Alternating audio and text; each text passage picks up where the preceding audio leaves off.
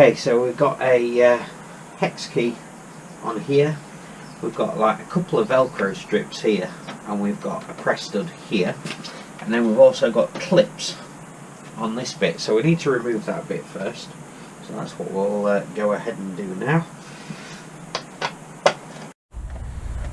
And then that just pops off there like so.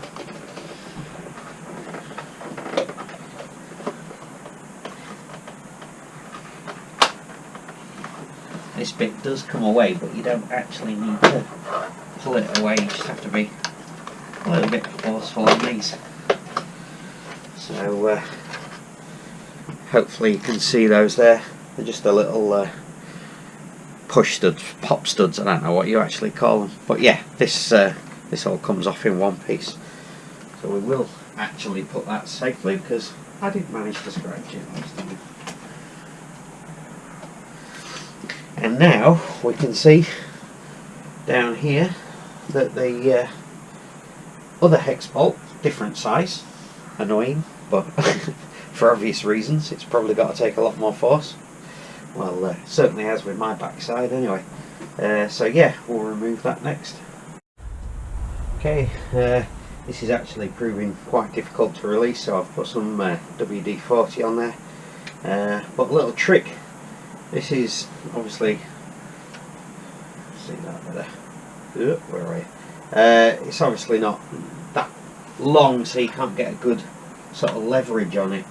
So I take a normal like ratchet screwdriver, one with like a bit, slot that over the top, and just hold that, and that's giving me the leverage I needed to actually free that off. Little tip there.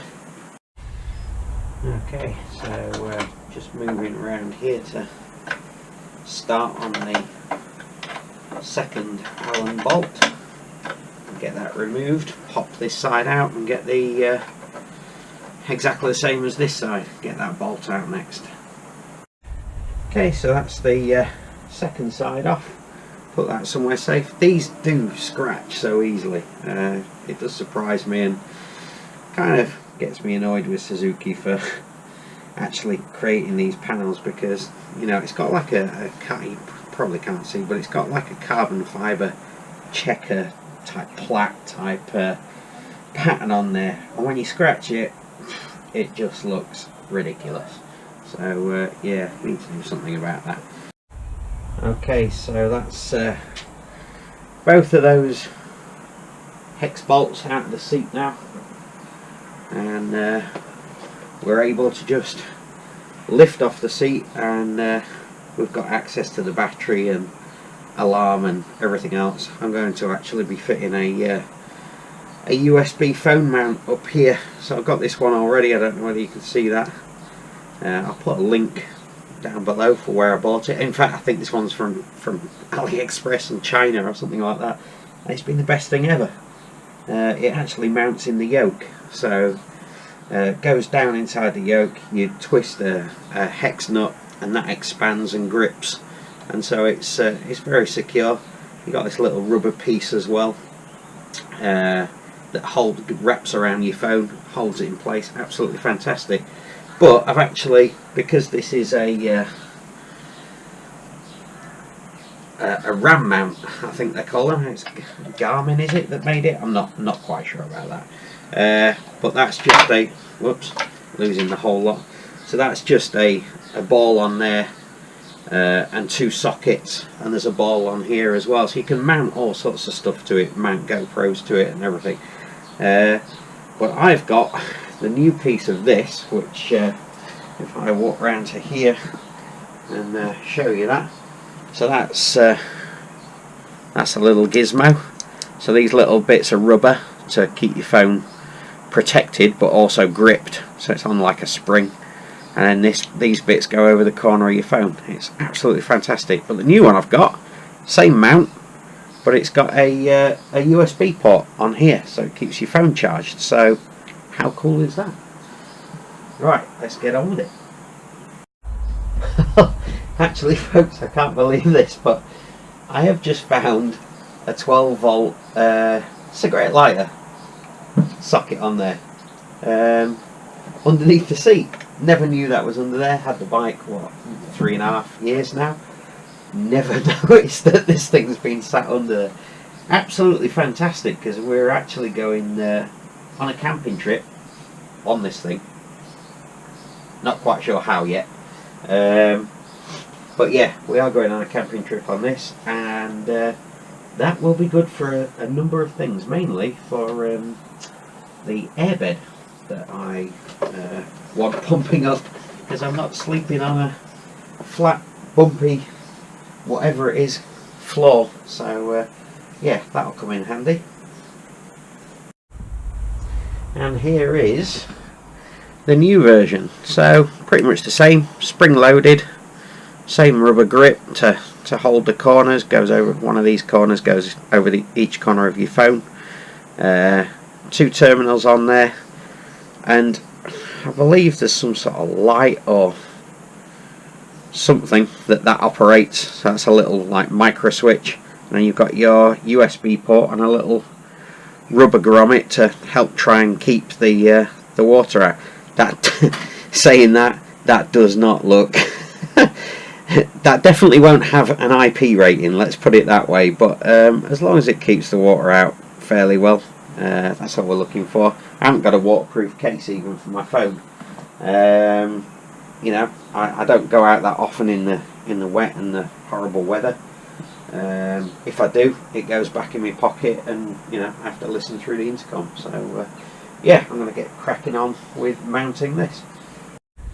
Now unfortunately the plan was, we've got some little wire sort of guides here, and we've got some running down here, and my idea was that it would go down here somewhere, try and tidy this up as much as possible, and run along here. That doesn't look like that's going to happen, simply because when you get to here it just won't route very well. So what I'm going to do is release these 2 bolts here, lift the tank up. If you got one of these and you didn't know, actually just under here there's a little silver bar, and it's actually for propping this up.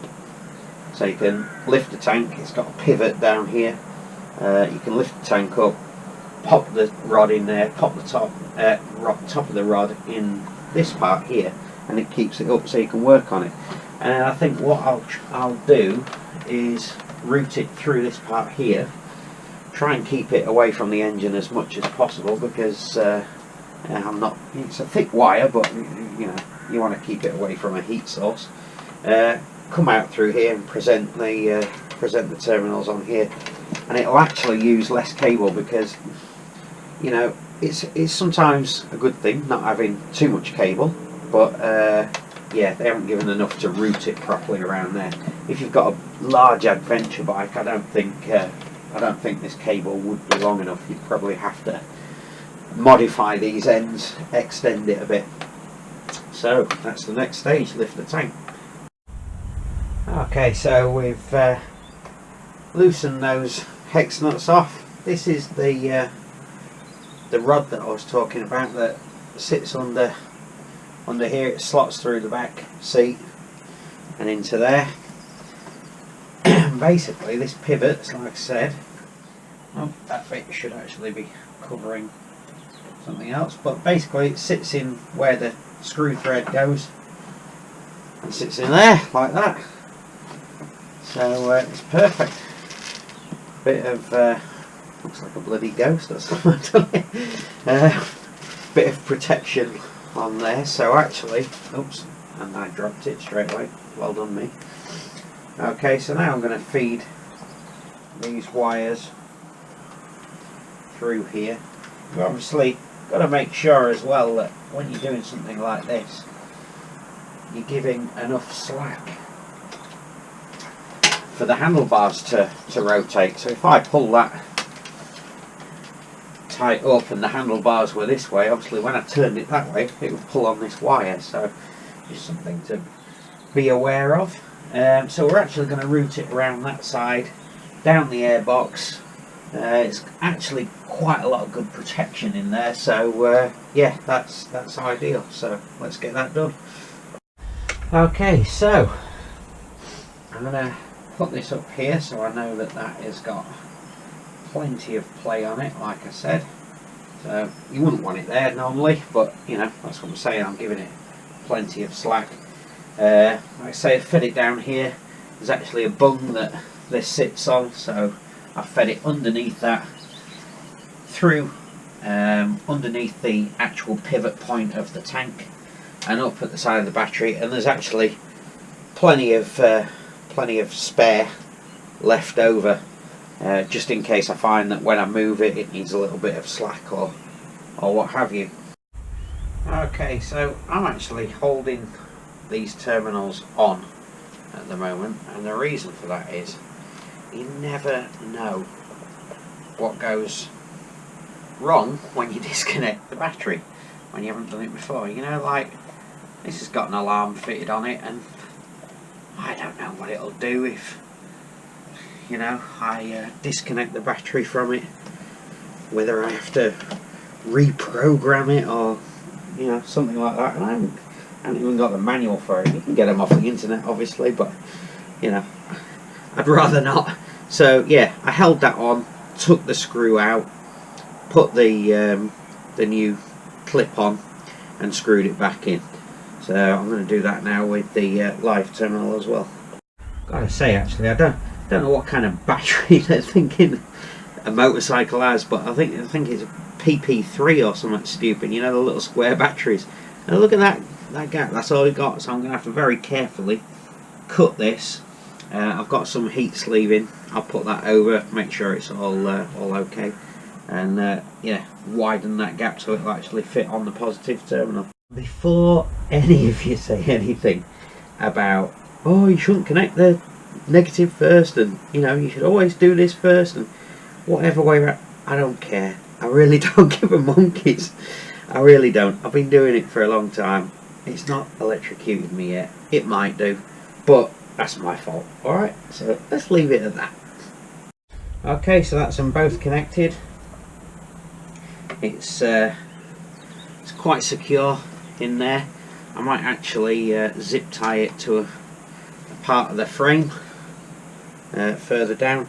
Doesn't really make any difference, but I'm going to get that negative battery terminal covered, same as this one. It's got a little actually it's got a little like cover, but there's so many things connected to it. I've got an alarm going through there, I've got the optimizer battery charger going through there, but yeah, it's it could do with a little bit of tidying up down there. So yeah, I'll do that now. Okay, I'm just fastening up the last of the two bolts at the front, and what I will say is it's worth taking your time and just lining these up. Push the bolt all the way through, because they're not that easy to get lined up, and the last thing you want to do is cross thread anything, especially you know, this important, holding all that fuel that's well, if you like me, your big pudding is sat on it. So yeah, take your time. This bit is a nightmare. It's slow, it's tedious, but you know, you got to do it. And there is a little micro switch here, and that does actually power this on and off. So you know, when you're running low on your battery, on, you know, if you've got your sat nav or whatever on there, press the button, it charges the battery up. When it's up to a reasonable length, press it again. That's what I'm going to have to get myself into the habit of doing, because otherwise I just know that I'm going to flatten my battery, come back and you know, not be able to start it up. Yeah, I wouldn't like bump starting this thing. Okay, so I've tidied up all the wiring now.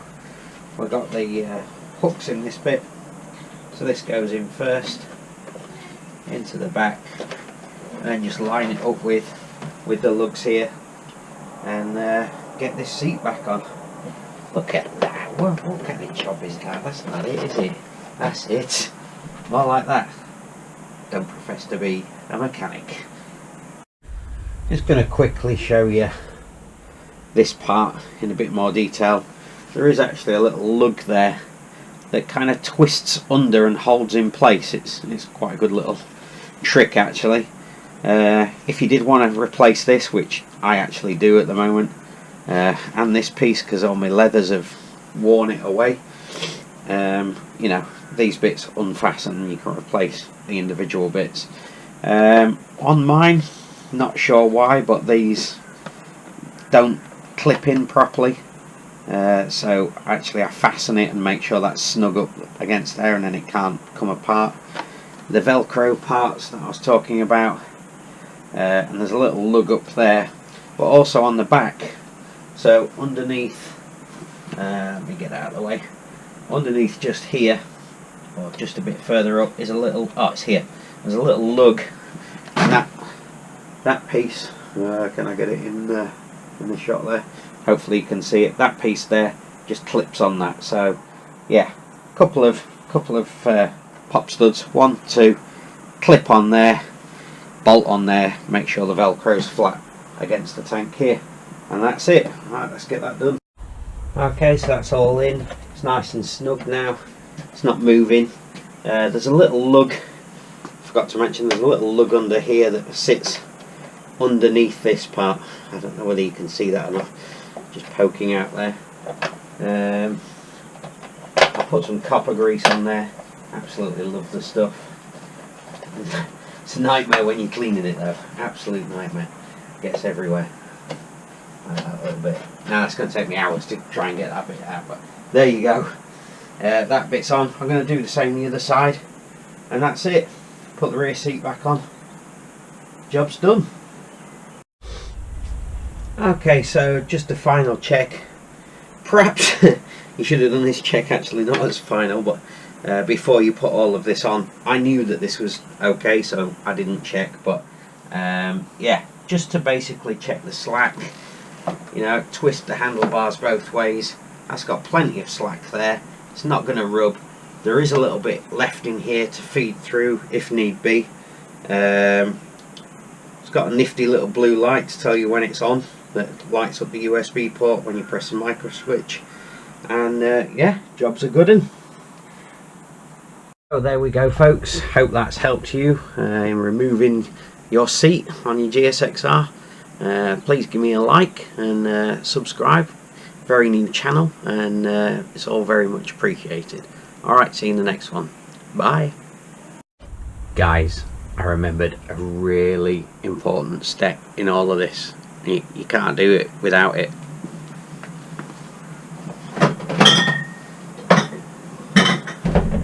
Celebratory beer.